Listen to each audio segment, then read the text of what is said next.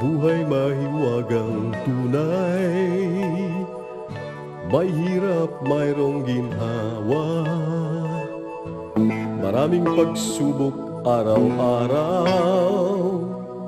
ngunit kayang lampasan yan.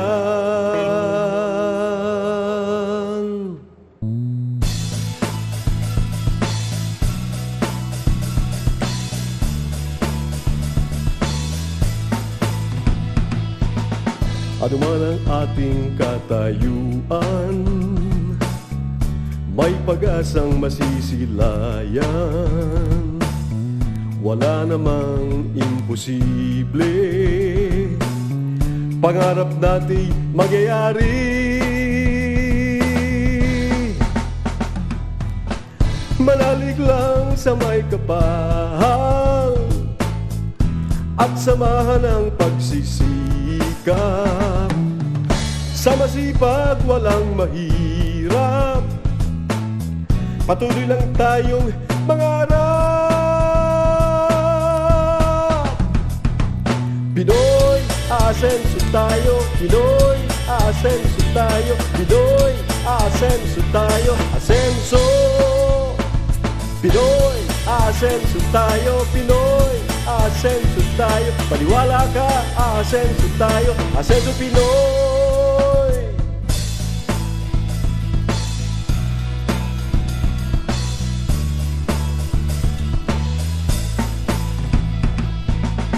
Ang buhay mahiwagang tunay, may hirap mayroong ginhawa, maraming pagsubok araw-araw, ngunit kayang lampasan yan.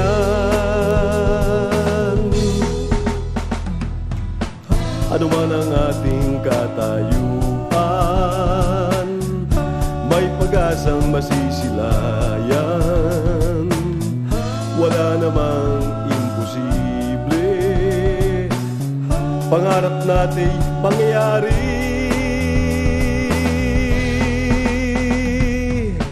Manalig lang sa may kapal at samahan ang pagsisikap. Panaginip at adhikain, sama-sama nating abutin. Pinoy, asenso tayo. Pinoy, asenso tayo. Pinoy, asenso tayo. Asenso. Pinoy, asenso tayo. Pinoy, asenso tayo. Maniwala ka, asenso tayo. Asenso Pinoy.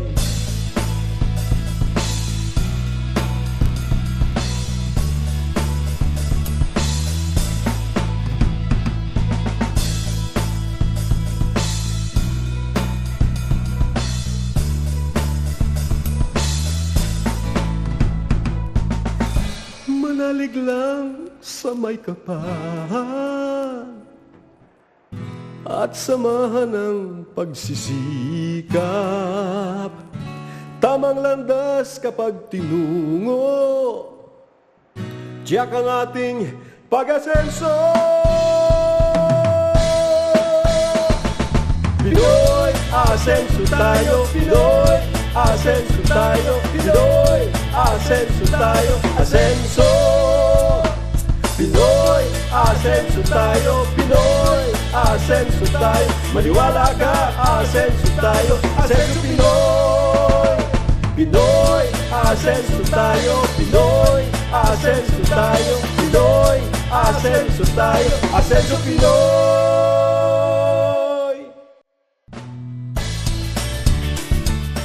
Salamat sa Diyos sa isang magandang araw. Narito ang ating programang maghahatid sa inyo ng inspirasyon, mag-aalok ng pag-asa, at naniniwala sa pamamagitan ng sikap at tamang diskarte, maaari tayong umasenso sa buhay. Ito ang Asenso Ka Pinoy. Magandang araw mga Kapinoy! Kasama niyo na naman kami upang maghatid ng mga kwentong magbibigay sa inyo ng inspirasyon tungo sa mas maasensong buhay. Ako si Ana Galanga Cardona, ito ang Asenso Ka Pinoy. Mahuhulaan mo kaya Kapinoy ang legendary tree na madalas ay naiuugnay sa misteryo at kababalaghan? Alamin natin yan sa ating Asenso Kapino's feature.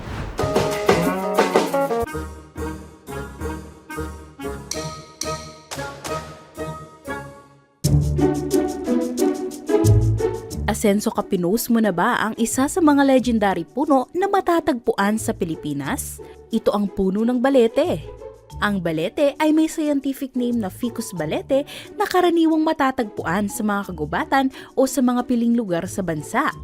Kilala ang puno ng balete dahil sa malalaki nitong ugat at sanga na tila nakapalibot sa puno.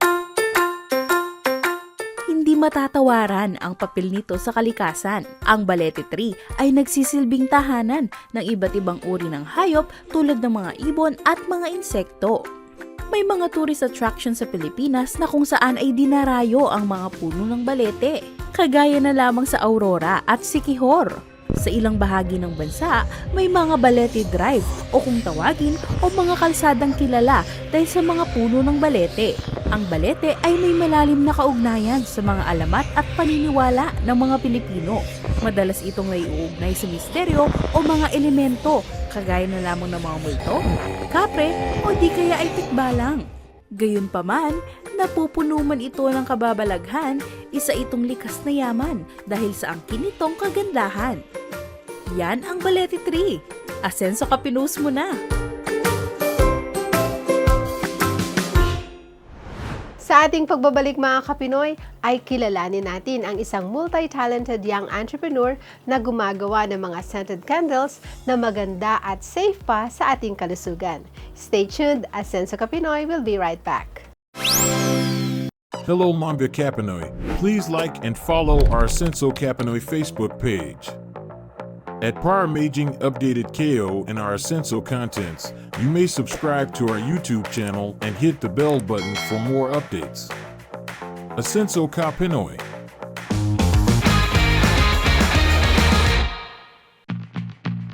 Gusto mo bang maitampok ang iyong negosyo o Asenso story sa Asenso Kapinoy? Madali lang yan. Maaari mong i-message ang Asenso Kapinoy Facebook page at mag-send ng letter sa aming email address flashed on screen. Ating tandaan, sa pamamagitan ng sikap at tamang diskarte, maaari tayong umasenso sa buhay. Asenso Kapinoy.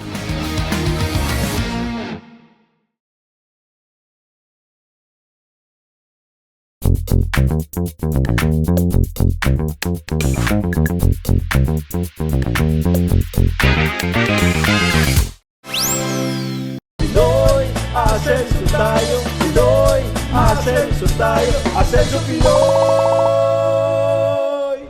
Welcome back and you're watching Asenso Kapinoy. Dancing, acting, digital art, ilan lang yan sa mga talento ni Romina Kawilan ng RMN Aroma. Siya ay isang small business owner na gumagawa ng mga dekalidad na scented candles. Magandang gift idea ngayong Love Month. Let's watch her Asenso Kapinoy story.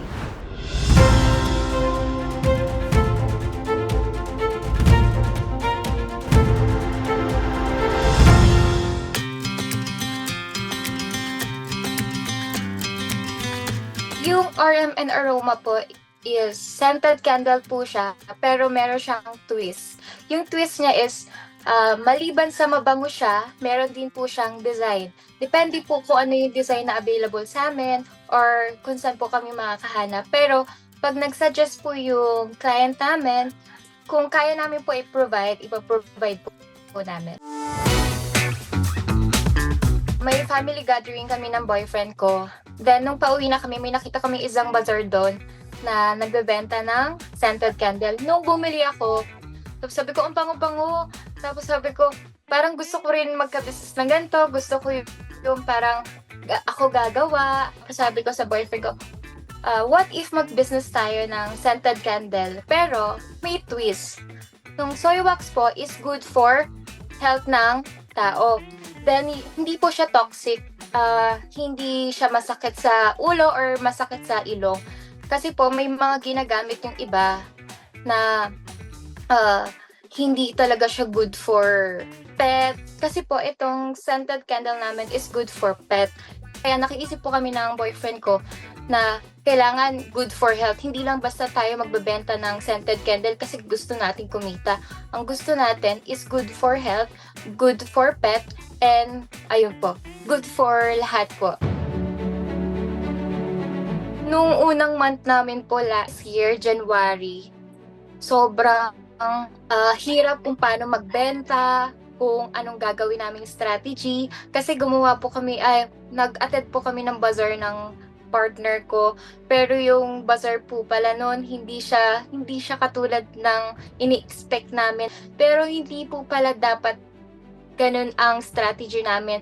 Dapat nagpo-posting kami, consistent yung post namin sa social media, sa TikTok, FB, Instagram.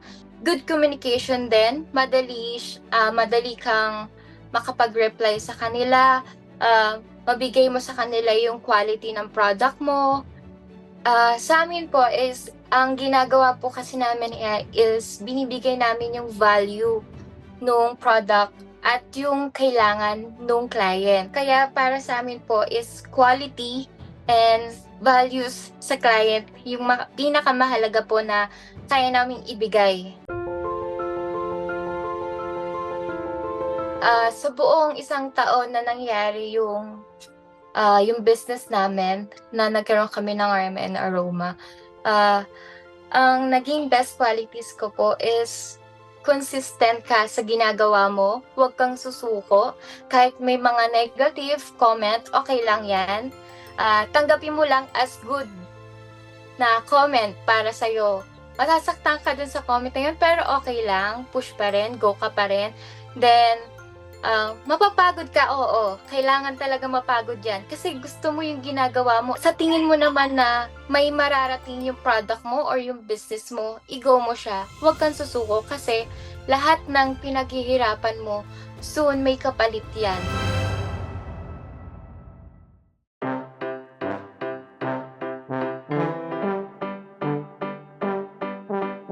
Meron na kaming design for Valentine's. Meron na po kaming design sa Chinese New Year.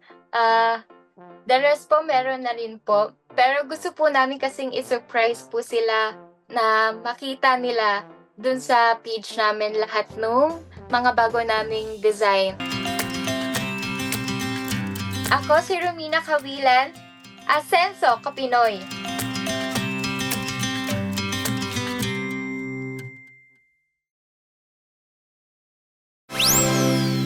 Hello, Mamba Kapinoy. Please like and follow our Senso Kapinoy Facebook page. At Prior Maging Updated KO and our Senso contents, you may subscribe to our YouTube channel and hit the bell button for more updates. Asenso Kapinoy.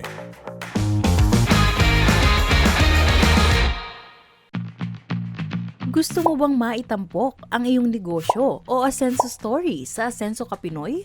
Madali lang yan. Maaari mong i-message ang Asenso Kapinoy Facebook page at mag-send ng letter sa aming email address flashed on screen. Ating tandaan, sa pamamagitan ng sikap at tamang diskarte, maaari tayong umasenso sa buhay. Asenso Kapinoy.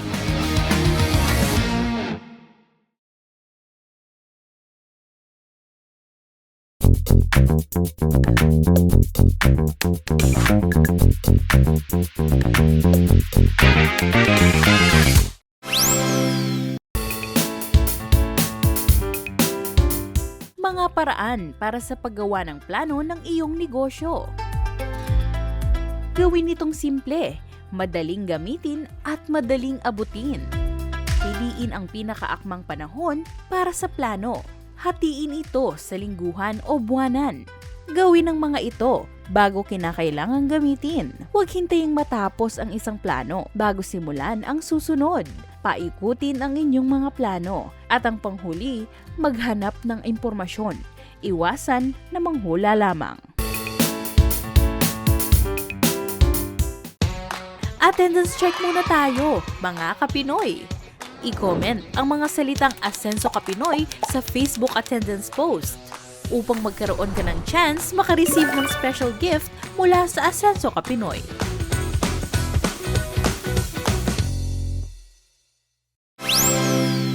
Hello, Mamba Kapinoy.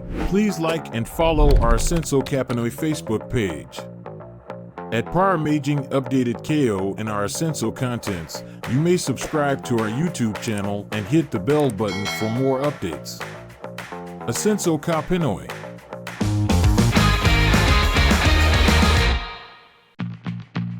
Gusto mo bang maitampok ang iyong negosyo o Asenso story sa Asenso Ka Pinoy? Madali lang yan. Maaari mong i-message ang Asenso Ka Pinoy Facebook page at mag-send ng letter sa aming email address flashed on screen. Ating tandaan, sa pamamagitan ng sikap at tamang diskarte, maaari tayong umasenso sa buhay. Asenso Ka Pinoy.